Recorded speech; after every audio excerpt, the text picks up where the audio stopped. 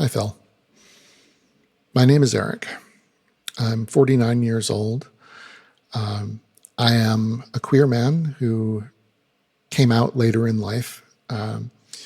Around 2005 or 2006 was when I came out to the people close to me. To coworkers much more recently. That was only within the past few months. And your video was very moving, and I wanted to respond to it and also to ask a question or two if I could. I gather from what you describe that you attended a very strict and fundamentalist church growing up. And you talk about how this impacted your grappling with queerness as a young man.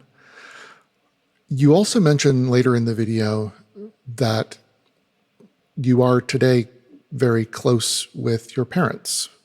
You mentioned them in the context of people with whom you have supportive, good relationships.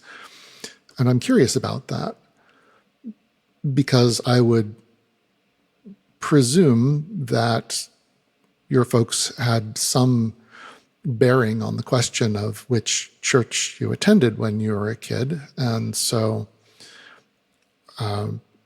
it stands to reason that they held that same faith themselves and the same opinions regarding queerness and its nature and its role in a religious context. So I would venture to guess that at some point they must have learned of this information, and I would guess that the road between where they were at that time and where you are today may not have been an easy one. I'm speculating a lot here because I had the fortune to come up in a family that was very liberal and tolerant. And still, I didn't come out until much later in life, even though it would have been totally supported. Those are the kind of pressures that the world puts on one. So yeah, I'm curious if you have any experiences or any advice that you would like to share, especially with young people who may be grappling with a situation involving their own family's religious leanings. If that's a thing that you feel it's okay to talk about, then I think it could probably be very beneficial to a lot of people, especially, again, younger people. The other thing that I wanted to ask about, and again, this is only if you feel okay talking about it. I know from other videos that you've made that you spent some time in law enforcement, around 10 years, if I remember right. And from what I've gleaned being friends with people in that community, it's very tight-knit and oftentimes does not reward individuality. How do I put this? The solidarity is rewarded much more consistently than expressions of individuality. And, well, not to put too fine a point on it, queerness is not highly valued in most law enforcement circles, as I understand it. I have not held that profession myself, but I have had a lot of friends who are or have been police officers, and this is just what I've gathered from conversations with them. So 10 years is a long time to go closeted among people in a very tightly knit very emotionally charged line of work. And again, if you have any thoughts or advice along those lines, I'm certain that there are people out there who would benefit from them tremendously.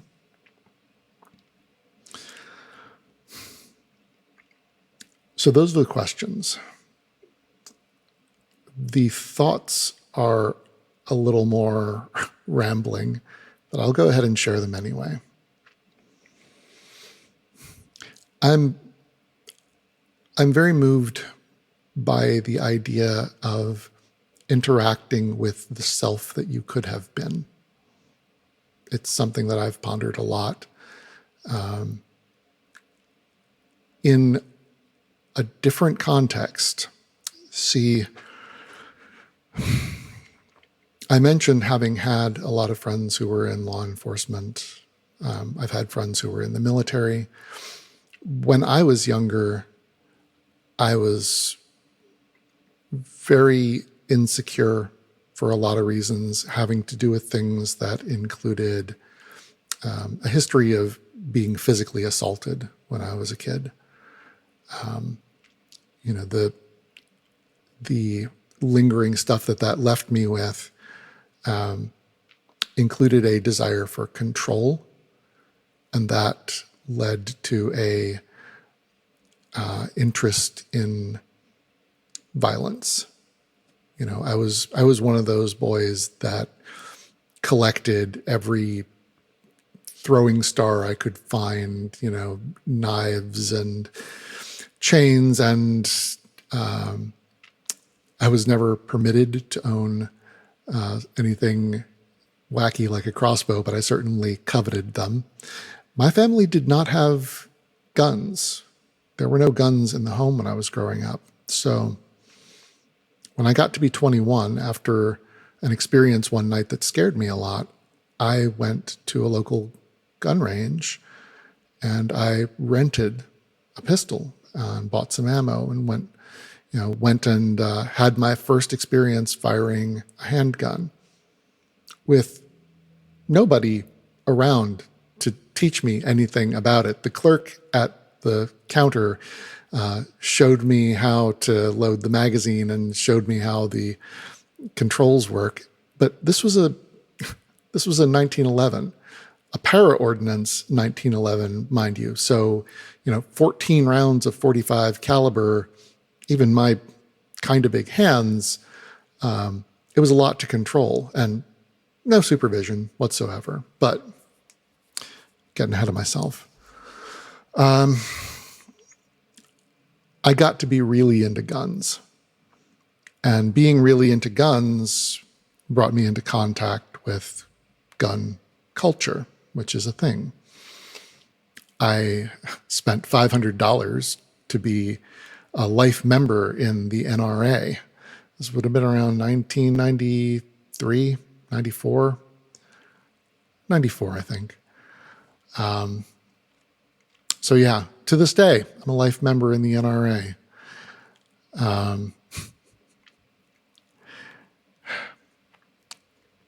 Bringing it back around to the point.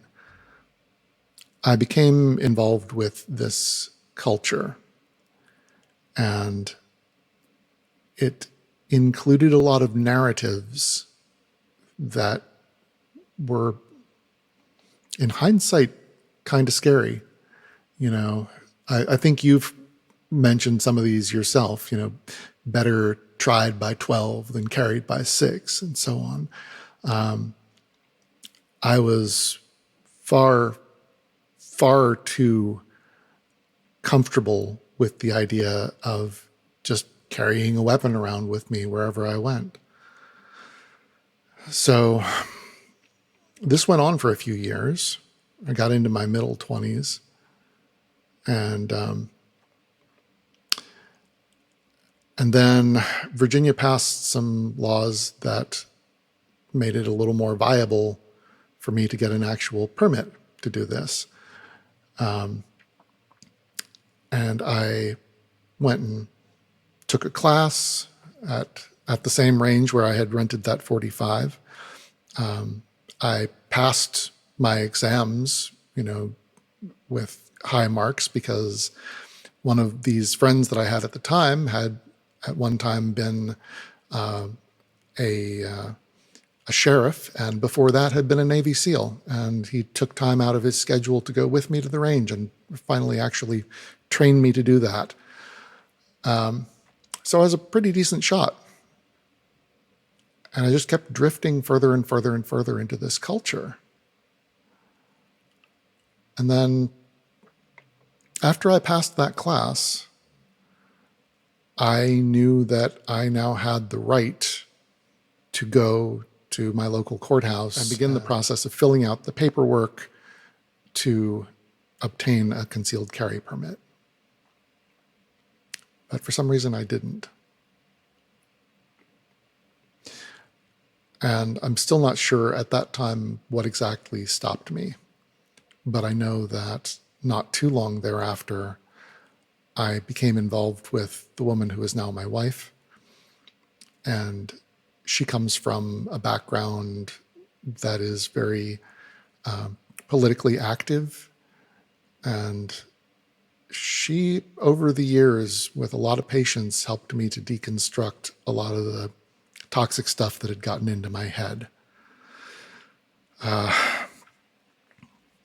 I'm realizing in hindsight that I was kind of being groomed in a different way than what you mentioned in your Hauntology video. I think there's a very good chance that if I'd continued on the road I was on, I could have been one of those people down at the Capitol on January 6th. I was gullible, and that gullibility was exploited. So I didn't grow up to be that person, but that person exists in some alternate universe somewhere, and I've had to figure out how to have a relationship with him, how to understand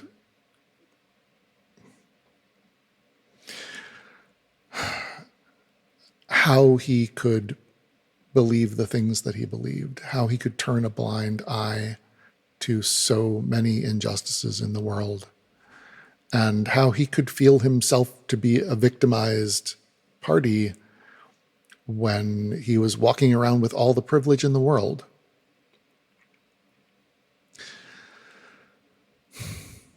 There is also the person that I could have been if I had never been traumatized as a child early on. There's the person that I could have been if I had come out as queer a lot earlier in life. These are all relationships. It's not binary. There was no one single fork in the road. There were a lot of different paths that I took. A lot of times when I zigged when the world was expecting me to zag. And I'm grateful to be where I am. But it is challenging managing those relationships with people who never existed. And I'm very sympathetic to the challenges that I'm sure you face in doing so. I guess that's all I really have to say. I appreciate your time. If you've actually found your way to watching this, I'm grateful for that. And thank you for doing what you do. Please know that it's appreciated. And take care.